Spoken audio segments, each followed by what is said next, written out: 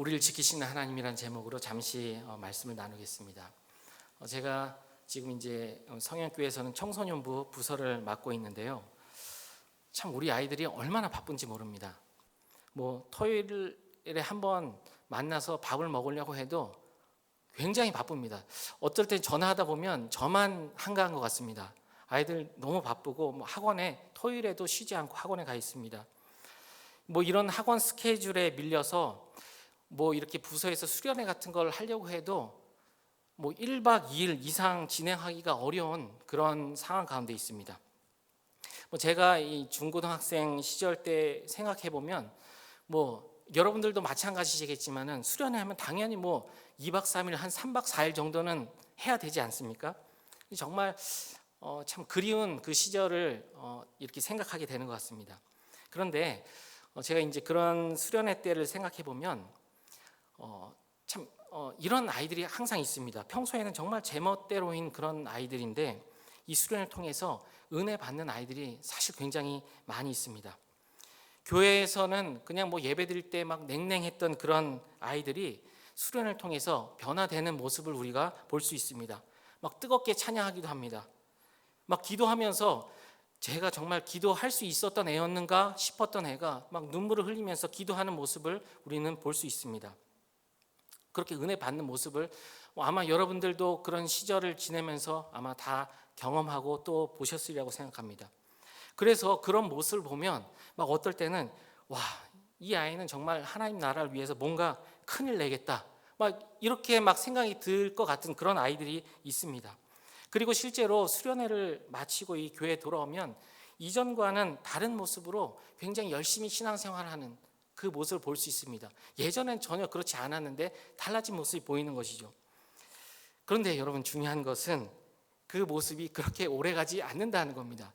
정말 길게 쭉 정말 평생 하나님 나라를 위해서 그렇게 갔으면 좋겠는데 사실 그렇게 오래 가지 않습니다. 수련회 다녀온 지 얼마 되지 않았는데 언제 그랬느냐 싶을 정도로 예전과 또 비슷한 모습이 되어가는 모습을 봅니다. 여러분, 그 이유가 무엇일까요? 많은 이유들을 우리가 생각할 수 있을 텐데요. 제가 생각해 본 이유 가운데 하나는 사실 우리가 생각하는 것보다 우리가 처해 있는 이 현실이 만만치 않기 때문이다 하는 그런 이유를 한번 생각해 봤습니다. 앞서 이야기했던 이런 중고등학생 아이들이 수련회 가면 큰 은혜를 받고 돌아옵니다. 그런데 왜 곧 다시 돌아가느냐? 사실 은혜 받은 자신을 제외하고는 여러분 자신이 처해 있는 상황은 변하는 게 없습니다. 한번 생각해 보십시오. 수련회 가서 하나님 은혜를 경험하고 변해서 돌아왔는데 사실 자기가 서 있는 자리에서 달라진 것이 없습니다. 여전히 어떤 친구들은 부모님이 자신을 이해해 주지 않는 친구들도 있습니다. 그냥 계속해서 자신의 마음은 헤아려 주지 않고 공부만 이야기하는 부모님 가운데 있는 친구들, 변함이 없습니다. 학교를 가도 자신을 괴롭히던 친구들 여전히 자신을 괴롭힙니다. 변하는 게 없습니다. 정신 차리고 하나님의 영광을 위해서 공부해야 되겠다 이렇게 마음을 먹어보지만 여러분, 은혜 받았다고 해서 갑자기 IQ가 상승하나요? 아닙니다. 이처럼 나는 은혜 받았는데 현실은 이전과 똑같다는 겁니다. 결국은 이 받은 은혜를 쉽게 잊어버리게 되고 이전 나의 모습으로 돌아가 버리는 것을 우리가 볼 수 있습니다. 그런데 여러분, 이것은 제가 지금 청소년부를 맡고 있기 때문에 우리 중고등학생을 예를 들었지만 그 아이들만 해당되는 것이 아닙니다. 여기 앉아있는 우리 모두가 마찬가지입니다. 제가 성현교회 부임하기 전에 사역했던 교회에서 이 젊은 부부들을 대상으로 이렇게 제자훈련을 했었는데요. 그때 집사님 한 분이 자신 안에 있는 이 신앙적인 그 갈등에 대해서 이렇게 한번 나눠주신 적이 있습니다. 내용은 아주 간단합니다. 교회에 와서 말씀을 들으면 정말 하나님 말씀대로 사는 것이 옳고 그렇게 살아야 되겠다 다짐이 되고 그렇게 결단이 되지만 막상 직장에 나가서 일을 하다 보면 정말 하나님 말씀대로 살아도 될까 이런 생각이 든다 하는 것입니다. 여러분, 우리는 예배 시간을 통해서 어떤 말씀들을 우리가 들어왔습니까? 지금까지 세상 것들이 아닌 하나님만 바라봐야 됩니다. 하나님만 의지해야 됩니다. 이것이 가장 복된 삶입니다. 여러분, 우리는 수도 없이 이런 말씀을 들어왔습니다. 그런데 막상 세상에 나가면 어떻습니까? 세상 사람들은 하나님만을 바라보는 것이 아니라 돈을 위해서 달리고 명예를 위해서 달리고 권력이 전부인 줄 알고 그것만 쫓아가는 그런 삶을 살아갑니다. 그리고 그것이 부족하거나 없는 사람은 어떻게 바라봅니까? 실패자로 바라보고 간주합니다. 여러분, 이런 상황 속에서 하나님 말씀대로 산다는 것 쉬운 일일까요? 결코 쉬운 일이 아닙니다. 얼마 전에 담임 목사님께서 사사기 이 본문으로 말씀을 전해 주실 때 이런 말씀을 하신 적이 있습니다. 다수가 결정했다고 해서 그것이 모두 다 옳은 것은 아니다. 아마 수요 예배든 새벽 기도를 통해서 담임 목사님 말씀을 들으셨던 분들은 기억나시리라 생각합니다. 그러니까 다수가 아무리 예스를 외친다 할지라도 우리의 기준인 하나님의 말씀이 아니라 하시면 우리는 당당하게 노를 외칠 수 있어야 하는데, 그러지 못할 뿐만 아니라 하나님 말씀대로 살려고 할 때 어떤 일이 벌어집니까? 오히려 사람들이 우리를 이상하게 바라봅니다. 이상한 사람 취급합니다. 이게 맞는데, 하나님 말씀대로 사는 게 맞는데 모두가 맞지 않는 길을 가면서 우리를 이상한 사람으로 보는 것이죠. 세상 모두가 돈과 권력과 명예에 목숨을 걸고 살아가는데 성도는 그것이 아무것도 아니며 하나님만 의지해야 된다, 이렇게 말을 하니 이 세상 사람들로부터 이상한 취급을 받을 수밖에 없는 것입니다. 이와 같은 이 믿음과 현실의 큰 차이 속에서 우리는 어려움을 겪게 됩니다. 그런데 많은 성도들은 이런 어려움을 아주 쉽게 해결하기도 합니다. 어떻게 해결하느냐?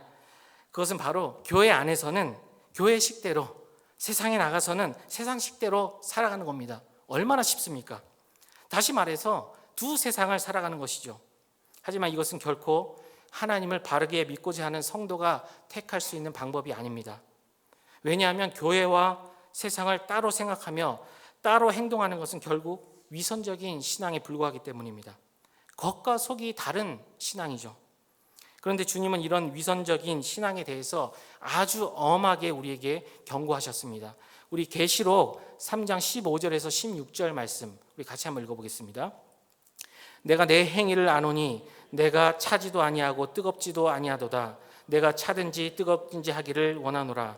내가 이같이 미지근하여 뜨겁지도 아니하고 차지도 아니하니 내 입에서 너를 토하여 버리리라. 교회에 한 발, 세상에 한 발, 이렇게 사는 것은 결코 주님이 원하시는 그런 신앙생활이 아닙니다.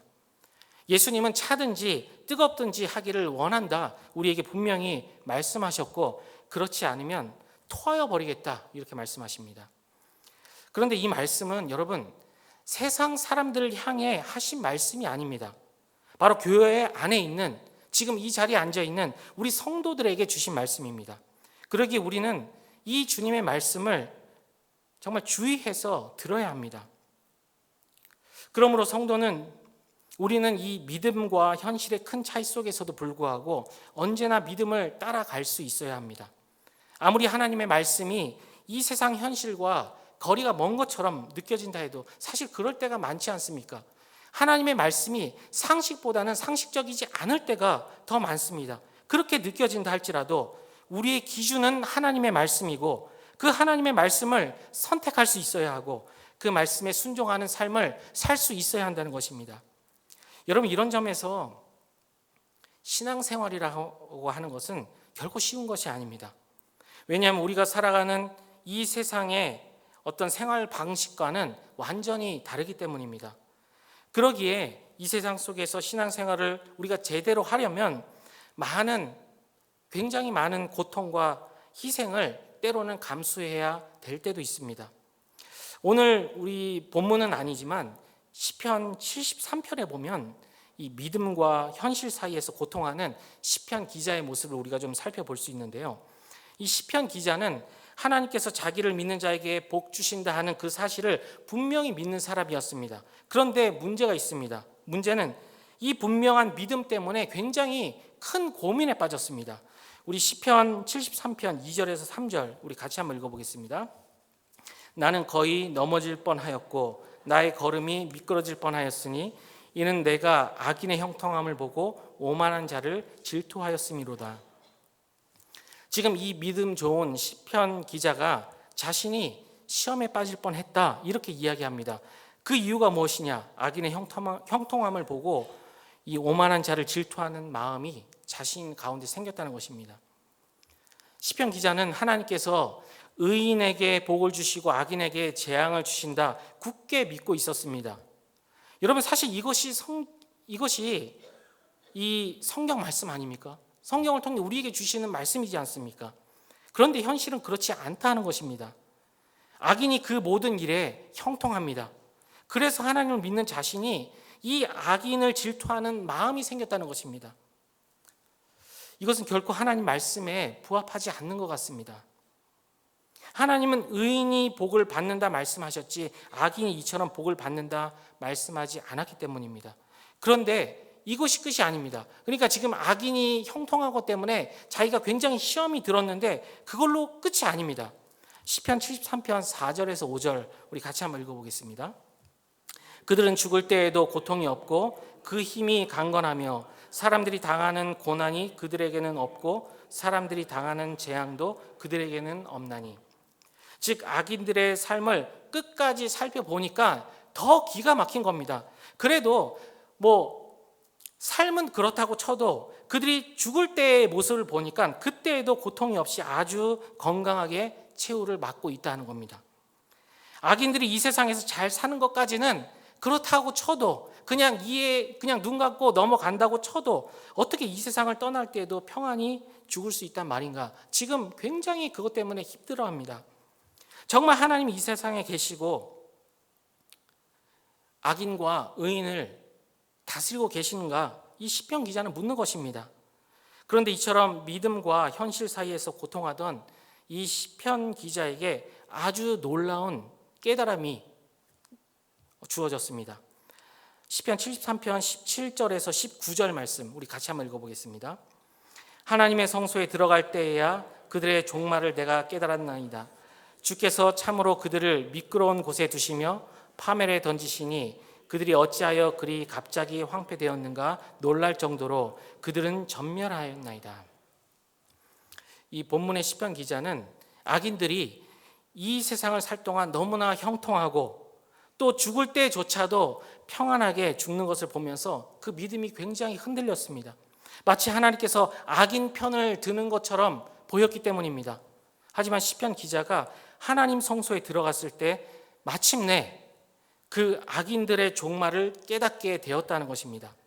이 세상에서 그렇게 악한 짓을 하고도 형통하게 살았고 죽을 때조차 평안히 죽었던 그들이 그 후에 영원한 파멸 가운데 던져졌다 하는 것을 깨닫고 알게 되었습니다.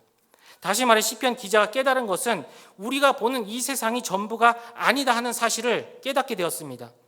이 세상 너머의 세상이 있다는 것이죠. 그리고 이 세상에서 악인들은 자신이 행한 그 악한 일에 대한 심판을 반드시 받게 된다 하는 것입니다. 우리 히브리서 9장 27절 말씀 같이 한번 읽어보겠습니다. 한 번 죽는 것은 사람에게 정해진 것이요 그 후에는 심판이 있으리니. 이 세상 사람들이 말하는 것처럼 사람은 죽는 것으로 끝이 아닙니다. 죽은 후에는 반드시 심판이 있고 그 심판하시는 분은 바로 공의의 하나님이십니다. 우리 시편 9편 8절 말씀 같이 한번 읽어보겠습니다. 공의로 세계를 심판하시며 정직으로 만민에게 판결을 내리시리로다. 여러분 하나님은 모든 인생을 공의로 심판하십니다. 그러므로 그 사람이 정말로 성공한 삶을 살았느냐 그렇지 않았느냐 이것은 단지 그냥 그 사람이 이 세상에서 살았던 그것을 보면서 우리가 알 수 있는 것이 아니라 죽은 후에 하나님의 심판대 앞에서 결정되는 것입니다. 한 8년 정도 된 것 같습니다. 8년 전에 세계적으로 이슈가 됐던 사건이 하나 있었습니다. 여러분들도 아마 뉴스를 통해서 한 번쯤 들어보셨으리라고 생각하는데요.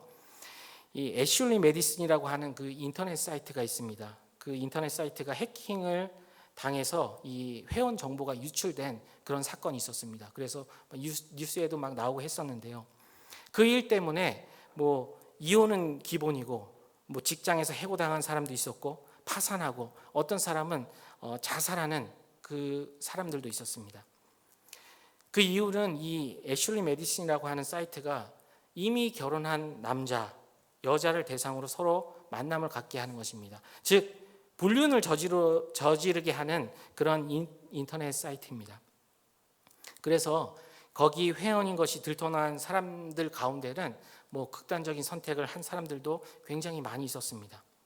그런데 그 홈페이지에 가보면 이렇게 적혀 있습니다. 제가 말씀을 준비하면서 다시 한번 그냥 쳐서 한번 들어가 봤는데 여러분 들어가 보지 마시기 바랍니다. 제가 그냥 말씀을 드릴 테니까. 거기에 지금도 들어가면 뭐라고 돼 있느냐? 인생은 짧습니다. 바람 피우세요. 여러분 굉장히 강렬하지 않습니까? 그런데 여러분 이 말이야말로 이 세상이 전부라고 생각하며 살아가는 사람들의 말일 뿐입니다. 이 세상이 전부이기 때문에 이 짧은 시간 바람 피우라는 것입니다. 여러분 정말로 우리는 우리 마음대로 이 세상을 살아갈 수 있습니다. 우리가 하고 싶은 대로 즐기면서 마음껏 누리면서 살 수 있습니다. 하지만 우리가 이 땅에 생명을 다한 후에 그걸로 끝이 아니라 반드시 심판을 받아야 한다는 사실을 우리는 꼭 기억해야 합니다.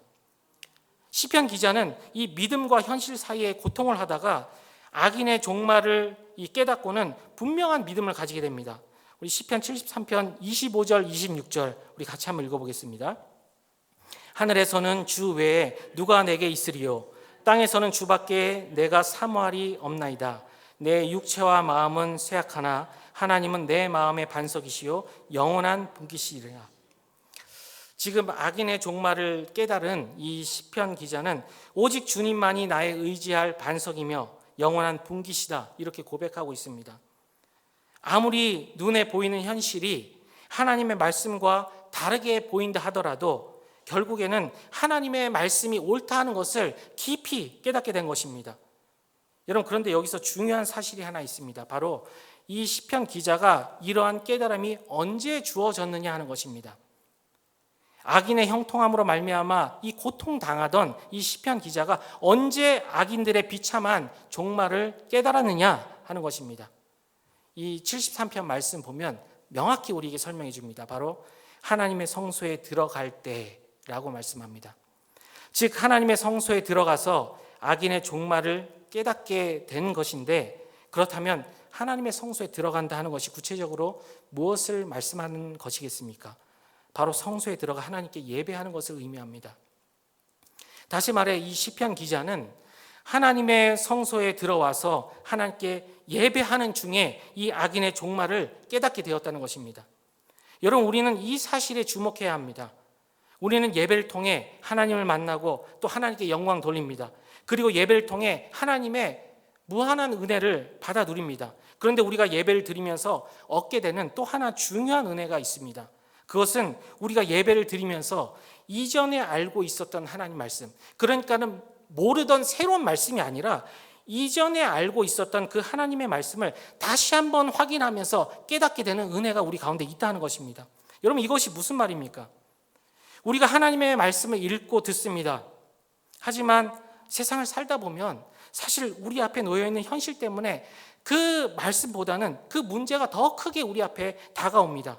그래서 말씀이 계속해서 잊혀집니다. 과연 말씀대로 살 수 있을까 하는 의문이 우리 가운데 들 때가 있습니다. 그러던 중 예배를 통해서 다시 하나님의 말씀을 듣게 되는 것입니다. 이거는 우리가 모르던 말씀이 아니라 잘 알고 있는 말씀이었는데 다시 한번 그 말씀을 우리 가운데 새길 수 있게 된다는 것입니다. 이것이 예배를 통해 누릴 수 있는 굉장히 큰 은혜입니다. 그러면 현실 때문에 잊혀졌던 말씀이 다시 내 속에서 살아나게 되는 것입니다. 예배는 이처럼 우리로 하여금 계속해서 하나님의 말씀을 생각나게 하고 눈에 보이는 현실보다 하나님의 말씀이 과연 옳구나 하는 것을 깨닫게 만들어줍니다. 여러분 사실 시편 기자가 이 악인이 죽은 다음에 하나님의 심판을 받게 될 것 이전에는 몰랐을까요? 물론 성경이 뭐 그런 것이 자세히 기록되어 있지는 않지만 저는 분명히 알았을 거라 생각합니다. 하지만 당장 눈에 보이는 현실은 악인이 너무 잘 되고 떵떵거리며 잘 사니까 하나님 말씀이 점점 잊혀지는 것입니다. 하지만 성소에 들어가 하나님께 예배할 때 하나님의 말씀이 다시 마음속에서 살아나는 것입니다. 이런 점에서 오늘 우리가 읽은 이 본문 시편 125편 말씀도 마찬가지입니다. 우리 125편 1절 2절 우리 같이 한번 읽어보겠습니다. 여호와를 의지하는 자는 시온 산이 흔들리지 아니하고 영원히 있음 같도다. 산들이 예루살렘을 두름과 같이 여호와께서 그의 백성을 지금부터 영원까지 두르시리로다. 아멘. 여러분, 이 말씀이 지금 여러분에게 어떻게 와 닿으십니까? 사실 이 말씀은 하나님을 믿는 성도에게 얼마나 큰 격려가 되는 말씀인지 모릅니다.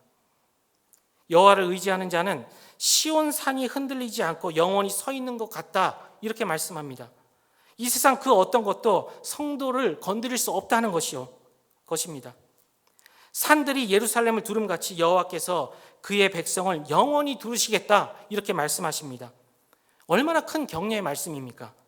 하지만 우리가 여러 어려운 상황들을 만날 때 이런 말씀이 우리 가운데 생각나지가 않는 것입니다. 여러분, 우리가 얼마나 잘 아는 말씀입니까? 늘 들어왔던 말씀이지 않습니까? 하지만 큰 어려움이 닥칠 때 이 말씀이 생각이 나지 않습니다. 뭐 갑작스럽게 사업을 실패한다든지, 정말 큰 병에 걸린다든지, 자녀가 뭐 시험에 떨어진다든지, 뭔가 내가 생각할 때 큰 일이 닥치면 하나님의 말씀이 그냥 허망하게 느껴집니다. 하지만 그럼에도 불구하고 우리는 예배를 통해 하나님께서 하나님의 자녀인 성도를 끝까지 붙들어 주신다는 그 말씀을 반복해서 듣게 됩니다. 이렇게 함으로써 우리가 이 현실의 어려움에 굴복하지 않고 끝까지 하나님만을 의지하며 나아갈 수 있도록 우리를 만들어가는 것입니다. 이렇듯 예배를 통해서 계속해서 듣는 하나님 말씀을 통해 견고한 믿음을 우리가 세워갈 수 있는 것입니다. 이런 점에서 이 악인이 형통하는 세상 가운데 우리가 믿음으로 살아갈 수 있는 그런 길은 계속해서 하나님의 말씀을 가까이 하고 그 말씀을 듣고 그 말씀 가운데 거하는 방법밖에 없습니다. 여러분, 우리가 처한 현실은 하나님 말씀대로 하면 망할 것 같은 그런 현실을 사실은 우리는 살아갑니다. 또 그렇다고 우리를 위협합니다. 하지만 우리가 예배 드릴 때 하나님은 하나님 말씀대로 사는 삶이 가장 복된 삶인 것을 우리에게 분명히 알도록 하시고 깨닫게 해주십니다. 여러분, 이것은 어떤 새로운 내용이 아닙니다.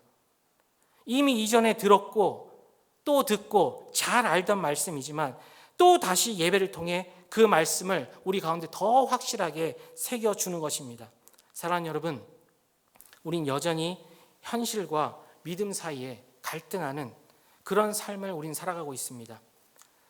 여러분, 사실 어느 누구도 나는 언제나 하나님 말씀에만 순종하며 살 수 있다라고 자신 있게 이야기할 수 있는 사람은 없습니다. 그런 연약한 우리가 어떻게 믿음 가운데 온전히 서서 이 세상을 살아갈 수 있을까요? 시편 기자가 성소에 들어와 하나님께 예배할 때 그 하나님의 말씀을 듣고 그가 변화되었던 것처럼 마찬가지로 우리 또한 하나님 말씀을 듣고 또 들어야 합니다. 그때 우리는 이 현실을 이길 수 있는 놀라운 능력을 경험해 갈 수 있습니다. 그러므로 여러분, 항상 예배의 자리를 사모하시기 바랍니다. 우리 담임 목사님을 통해서 성현교회에 주시는 그 하나님의 말씀을 여러분 간절한 마음으로 늘 받으시기 바랍니다. 바로 이것이 우리를 현실 속에서 다시 승리하도록 만들어줄 것입니다. 이런 은혜, 풍성히 누리는 여기 앉아있는 우리 모두가 될 수 있기를 주님의 이름으로 기도하며 축복합니다.